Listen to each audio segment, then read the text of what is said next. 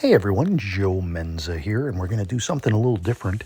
This time I'm working on 12 by 15 Windsor card, and you just touch it to the water, and it'll start doing its thing. And you can use a brush for this too if you put it on the brush heavy, but works well with a plastic knife or plastic card. Just have to be careful not to scratch your paper. You'll see when. And I will take a little bit of this Prussian blue, and this will be where our water is going to be down below. And just putting in a quinacridone, it's like a pink. And I'm going to spray a little bit of that on there for color. It's not going to be too visible, but instead of just using plain old water, as you've probably seen some people do this technique with letting things run, this is kind of like Turner. You can let this run. Don't want to let that run too much into those hills there. But there's other things I'll show you we can do. As I said, other people have done this, but I'll put my own spin on it with a spray. As long as it stays wet, you can continue to work with it. Here's a tissue, kitchen roll towel. And then I can dab on paint too with that. As you can see, I can grab some paint from on my board, and I can add some more layers.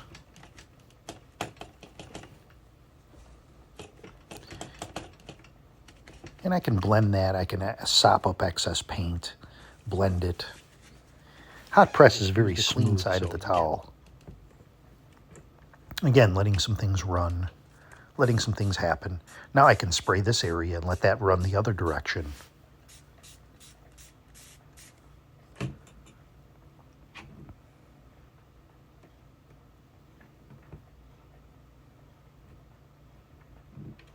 Again, letting the water do most of the work for you. You know, if you're having a challenge with brushes and you're just starting out, and this is something you can try. And I'm going to put some more rocks on the bottom. I'm actually working off of a photo for inspiration from Pixabay. But I'm not trying to follow every detail of the photo. I'm just trying to get the essence of it process.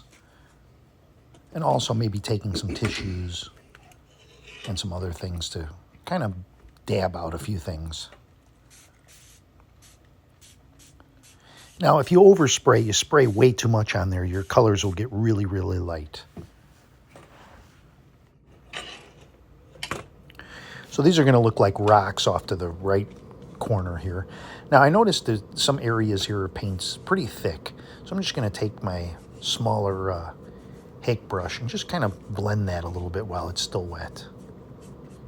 And I'll spray that on there. It's a little bit of white. It'll just cut that down a little bit, the strength. And then what I'll do is I'll take like a soft, clean brush and I'll blend that a little bit. Just like this, just a little bit of blending.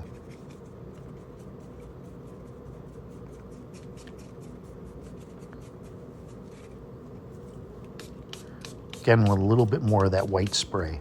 That's just titanium white in a spray bottle.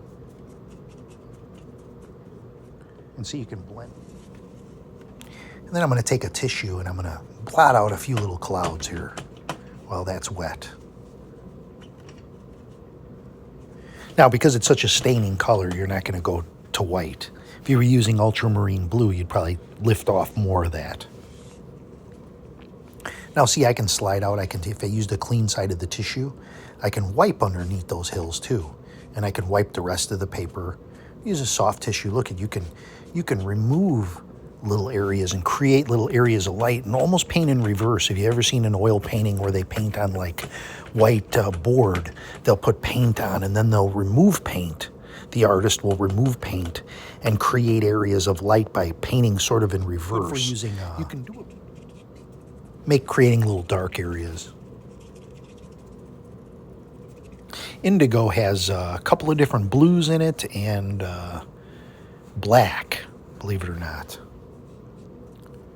It's like a Payne's gray, but it's more kind of got a little bit of a purple tint to it. Now I'm just going to take some of that. I'm creating a little dark just to create a little bit of counter change, a little contrast at the bottom of those hills. Now see, I can dab away just to show you if you wanted to do, it almost looks like a little reflection of the clouds there. Only thing is there's a little bit of a scrape to the paper, and then I'm going to scrape some rocks in. And then I'll come back with a little bit of indigo, and I'll anchor those down. And cover up. Sometimes you make too many rocks, you get carried away, and then you can go over that with the darker color again. Just so you have little tips of the rocks peeking out. Back when I first started picking up too much on the camera, but now here you can lift away. Look at, you can create little water effects. Maybe some water hitting the rocks. Take a toothbrush, you can spatter some little specks and things just to create a little noise. Not bad noise, obviously, good noise to something, you know, obfuscation, obscure. Sometimes you can obscure things in silhouette or with little. Okay, here it is with the mat. Now this was 12 by 15. My mat only has about a 10.5 by. It's a small, much smaller window, but that's okay because this is, like I said, is somewhat abstract. Hides a lot of the edges there. And you can see it looks, I think it came out pretty cool actually. I really had a lot of fun doing this, and I hope you have fun trying it, and it's easy for you to pick up on. Just closing in on some of the details there. And that is it. And here it is on my easel with its mat. A little bit brighter here with the overhead light. Well, thanks for watching, everyone.